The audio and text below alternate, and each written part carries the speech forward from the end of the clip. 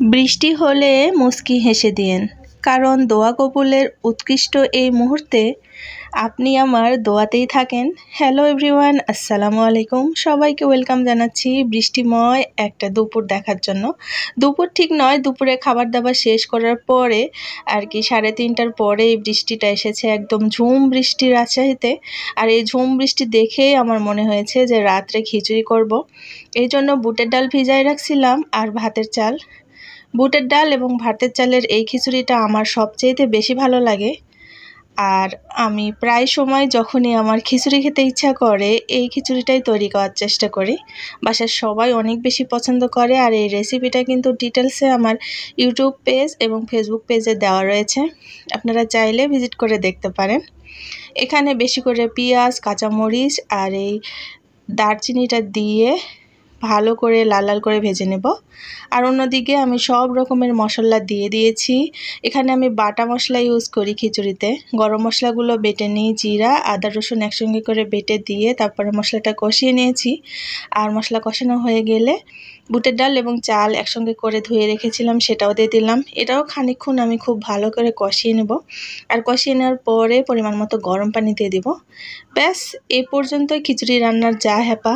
আর কোনো প্রকার কোনো সমস্যাই নেই। সিটিটা এখন বন্ধ করে দেব, ব্যাস এখন সিটি উঠলেই রেডি হয়ে যাবে। এদিকে ভাবলাম যে ঝুমঝুম বৃষ্টি আর খিচুড়ি হচ্ছে, তার সঙ্গে যদি বড়া না থাকে তাহলে কেমন হয়। তো ডাল বেটে একটু ডালের বড়া করে নিয়েছিলাম ঝটপট। ঝাল ঝাল এরকমের ডালের বড়া খেতে বেশ ভালো লাগে খিচুড়ির সঙ্গে। আর দুপুরবেলা তো জানতাম না বৃষ্টি হবে, সেই জন্য আর কি একটু মুরগির মাংস রান্না করা ছিল, সেটা খেয়েও ফেলেছিলাম। তো অল্প অল্প যা কিছু আছে এই সব কিছু দিয়ে আজকে আমার খিচুড়ি বিলাসটা হয়ে যাবে। মাশাল্লাহ, ডালের বড়া আর ঘি থাকলে খিচুড়িতে আমার আর কিছুই লাগে না। তবে খিচুড়িতে অনেক রকমের জিনিস দিয়ে খাওয়া যায়। আমার কাছে তো এই রকমের খিচুড়ি দিয়ে যা খাবো সেটাই ভালো লাগে।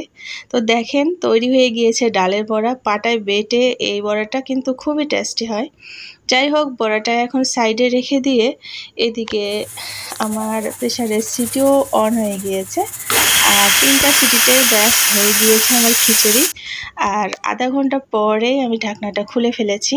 মাশাল্লাহ, কালারটাও যতটা লোভনীয় হয়েছে আর ঝরঝরাও হয়েছে অনেক সুন্দর। তো আজকে খিচুড়ি সাদামাটাভাবেই সার্ভ করতেছি। যা কিছু ছিল সেইটা দিয়েই।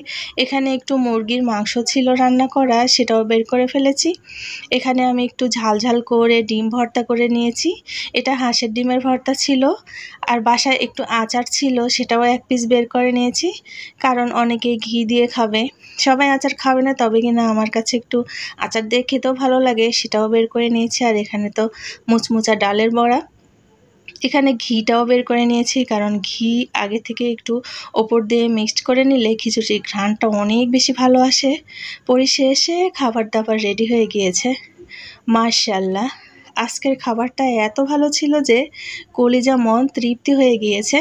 এ পর্যন্ত যারা যারা আমার ব্লগ ভিডিওটা দেখলেন সবাইকে অনেক অনেক ধন্যবাদ। আল্লাহ হাফিজ।